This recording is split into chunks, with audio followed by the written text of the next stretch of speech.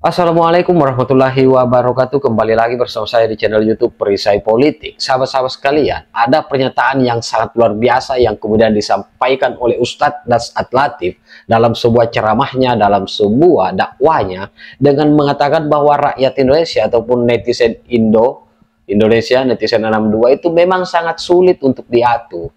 Contohnya Suryo dan gerombolannya yang hari ini sibuk berteriak, menebar fitnah, menuduh Bapak Jokowi menggunakan ijazah palsu, padahal pihak UGM yang notabene sebagai universitas ataupun lembaga yang mengeluarkan ijazah Bapak Joko Widodo sudah mengumumkan bahwa ijazah Pak Jokowi adalah ijazah asli, dan juga Bareskrim Polri melalui uji lab forensiknya, uji laboratorium forensik sudah juga mengumumkan terkait keaslian ijazah Bapak Joko Widodo, akan tetapi mereka lagi-lagi tidak mempercayai hal tersebut.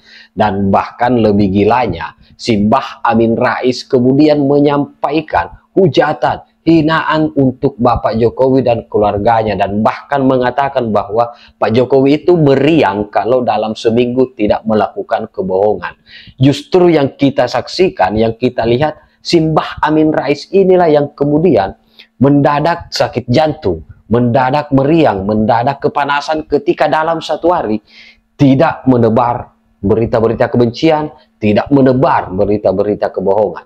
Nah, sahabat-sahabat sekalian, sebelum kita lanjut ke videonya, saya mengajak sahabat-sahabat untuk menekan tombol like, subscribe, dan share. Dan tak perlu berlama-lama, kita simak videonya berikut ini. Inilah rakyat Indonesia paling susah diurus, Pak. Paling susah diurus. Awal COVID tahun lalu digelontorkan dana 700 triliun. Orang bilang mana vaksin, mana vaksin. Teriak semua orang mana vaksin, mana vaksin. Sudah ada vaksin, teriak lagi netizen. Ini tidak asli, ini palsu.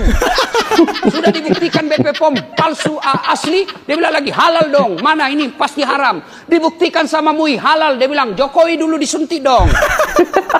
Sudah disuntik Jokowi, dia bilang enggak masuk jarumnya. Bingung saya lihat ini bangsa Indonesia, Pak. Aduh. Dibilang itu memang aneh guys ya. Tapi ini kasus Jokowi ini dan keluarganya memang kasus orang yang sakit jiwa. Waduh, apaan lagi si Mbah ini? Dia itu seorang pathological and professional liar, ya. Seorang penipu profesional dan patologis. Ini memang aneh ini si Mbah tua ini. Aduh, fitnahnya luar biasa ya kan. Fitnahnya sangat luar biasa. Alhamdulillah nggak diapa-apakan juga. Ya. Walaupun mungkin dulu diingatkan, Pak jangan kenceng-kenceng Pak, nanti Bapak urusannya.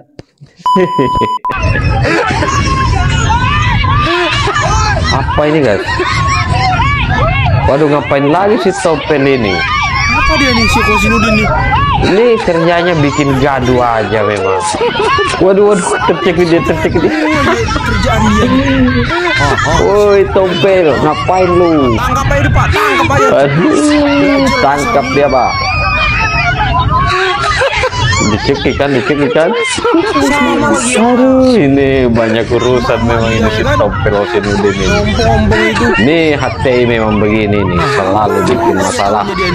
Kalau bikin gaduh dari publik ini. Udah di penjara tuh. Tangkap dia Pak, tangkap saja.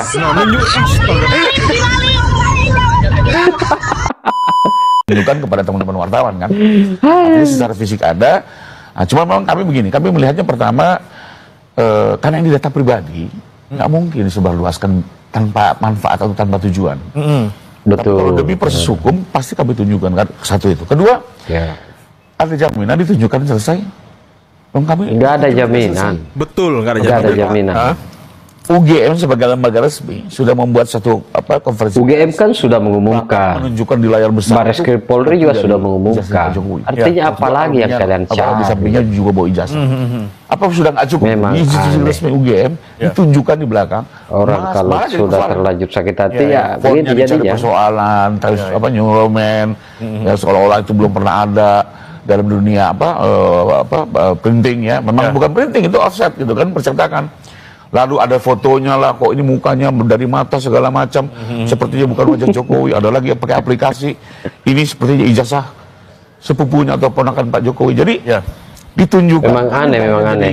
Mohon maaf, bahan bulian. Mereka memang sulit menerima bahwa ijazah Pak Jokowi itu asli karena mereka menggugat atas dasar rasa sakit hati dan juga masih gagal move on Kita tunjukkan atas pembubaran HTI serta yang jelas tidak terpilihnya abahnya ketika menjadi calon presiden 2024 silam. Bahwa laboratorium forensik itu adalah institusi dan fasilitas yang melakukan pemeriksaan atas bukti fisik dari satu peristiwa pidana. Itu dulu. Saya punya keyakinan yang sangat kuat bahwa memalukan yang dilakukan oleh Roy Suryo dikuliahi oleh Polri terkait dengan ilmu pengetahuan yang mereka miliki dalam melakukan laboratorium forensik itu, dia menjadi sesuatu yang memang untuk dan atas nama institusi harus dipublikasikan, karena yang terjadi itu adalah pemeriksaan terhadap fisik ijazah yang dibicarakan. Nah, dalam poin inilah maka bahwa urusannya nanti teman-teman itu mau terima atau tidak, dalam sebuah tetapi Mabes Polri dalam hal ini ya teman-teman itu bisa melakukan apa yang menjadi laporan dari masyarakat. Kalau ini yang menjadi pegangan, maka kemudian sekarang kan diumumkan oleh Mabes Polri terkait dengan hasil uji laboratorium. Makanya istilahnya uji laboratorium forensik. Karena apa? Menyangkut fisik dari peristiwa pidana itu, regulasi yang mengatur terkait mengenai ijazah ini. Apakah itu terkait dengan peraturan keputusan Kapolrinya sendiri ataukah peraturan yang mengatur tentang laboratoriumnya? Saya percaya bahwa polisi itu sangat profesional karena dia bukan institusi abal-abal, bukan? Ya. Baru kali ini juga tidak mungkin dia merusak reputasinya hanya untuk membela sesuatu hal yang tidak benar. Itu yang harus dipahami oleh barisan sakit hati, khususnya Roy Suryo dan gerombolannya ini. Skripsi gitu jadi urusan politik gitu ya, atau konteksnya jadi politik. Tapi sebelum politik, memang kemudian kan kalau kita lihat gitu ya, Mas Aziz ya, ini kan pertanyaannya lebih kepada aspek hukum, legalitas, ya. Tapi saya itu gini ya, kalau kita melihat dunia akademik dengan aspek ini, biasanya ada otonomi akademik ya. Kalau yang kita tahu itu dan kampus itu juga punya otoritas gitu loh. Dalam punya jaminan mutu juga, nggak sembarangan juga gitu loh. Dalam memproses mahasiswa itu ada semua tahapannya dan harus dipatuhi. Tapi balik lagi ya, dalam konteks ini saya kira memang yang disasar itu kalau ibarat brand ya, itu otentisitas salah satunya elemennya. Ya, orang kan nanya, walaupun tadi apakah otentik atau identik gitu ya, asli gitu, otentik kan asli ya, atau identik itu nah, saya kira hal yang terkait dengan brandnya Pak Jokowi, brand itu ada dua paling nggak sederhananya. Satu karakteristik, yang kedua atribusi. Ya, karakteristik itu dalamnya bisa dipercaya enggak gitu ya, otentik enggak. Nah, ini juga aspek yang melekat Pak Jokowi termasuk skripsinya. Ikut dikuliti juga kan gitu kan gitu.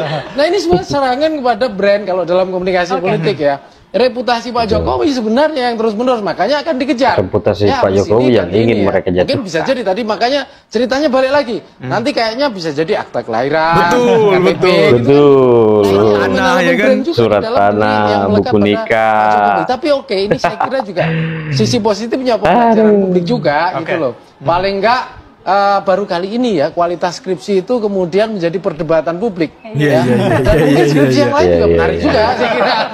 Saya sebenarnya tidak heran ya peristiwa ini akan bergulir terus gitu, nggak berhenti-berhenti. Kenapa? Karena Pak Jokowi ini kan masih jadi perhatian banyak orang. Nah, peristiwa yang kayak gini itu terjadi karena kalau kita lihat ya, Pak Jokowi itu politisi negarawan yang berhasil melakukan membangun personal branding, personalisasi politik. Iya, betul. Jadi banyak hal gitu, kemudian lebih yang diingat Pak Jokowinya dibandingkan yang lain-lain, misalnya kebijakannya atau apapun lebih dominan di Pak Jokowi. Nah, personalisasi politik yang kuat ini Pak Jokowi ini kan brand yang kuat ya di politik ya. Memunculkan gitu ya, resistensi, memunculkan pihak-pihak yang tentu saja tadi dikatakan Bung Aziz tadi ya. Ada misalnya yang merasa ini tadi Bang Aswan juga kan menyampaikan ini kan beberapa pihak yang katakanlah kalah, tidak puas atau apa. Nah, yang seperti ini yang kemudian saya lihat menjadi konteks besar ya, di mana brandnya Pak Jokowi sebagai tokoh publik, sebagai politisi, itu akan menjadi sasaran terus. Nah, kebetulan gitu ya, ada celah-celah yang kita lihat itu bisa menjadi pintu masuk ya. Kemarin apa ijazah, sekarang apa skripsi. Nah, tadi Pak Jokowi bilang apa lagi? Akte kelahiran. Akte kelahiran. Akte kelahiran, kakak, surat tanah, buku nikah, ini gitu sekalian. yang seringkali memungkinkan Biar kalian puas. untuk menyerang gitu ya, mendowngrade atau mendegradasi atau mengkritisi. Karena biasanya yang, kalau brand itu yang dikritisi apa? Kredibilitas, ya kan, otentisitas, termasuk kepercayaan, ya, kepuasan, itu kan nyambung di sana. Ya, itu yang dikritisi. Ada juga namanya apa ya, tokoh publik itu ada yang penggemarnya juga, ada yang pasti ada yang tukang mengkritisi atau tidak suka, pasti juga ada gitu. Nah, ini menjadi hal kita yang ini dianggap sebagai Baser Mulyono, kita ini dianggap sebagai Ternak Mulyono. Skripsi ini kan gitu. Nah, oke, nggak apa-apa. Dinamika ini ya, dugaan tapi saya, yang harus kalian paham bahwa kita ini membela akal sehat rakyat balik lagi Indonesia. Ya, saya juga heran gitu ya. Masyarakat kita emang suka membicarakan orang gitu loh. Iya. Tokoh saya kalau udah jadi public suka bergosip ya, sih. selebriti ya, itu biasanya disuka dibicarakan gitu loh. Dan lupa hal-hal yang kadang-kala mungkin ada yang lebih serius ya, yang perlu kita bahas juga gitu. Sama dengan itu, jadi masalah pemaksulan. Golkar angkat bicara soal isu pemaksulan Wapres Gibran. Membuka keran demokrasi, tetapi membuka keran demokrasi ini tetap ada kendali. Ada koridor hukum, ada taat azas, ada komitmen kebangsaan. Kemudian juga ada pertimbangan-pertimbangan bagaimana masa depan bangsa. Dan oleh karena itu, apa yang disampaikan oleh semua pihak itu diposisikan sebagai aspirasi dalam proses demokratisasi, tetapi tidak boleh itu dianggap sebagai sebuah bentuk pendidikan. Biarlah berproses, ada koridornya dan lain-lain sebagainya. Dan karena itu Pak Prabowo dulu pernah yang melalui Pak Wiranto selaku selaku tugas penasihat khusus di bidang Polhukam itu, dan sudah menyampaikan bahwa 8 poin yang disampaikan oleh para purnawirawan itu dihargai dan tentu pada gilirannya akan ditanggapi dengan baik sesuai dengan koridor yang ada. Peraturan yang berlaku.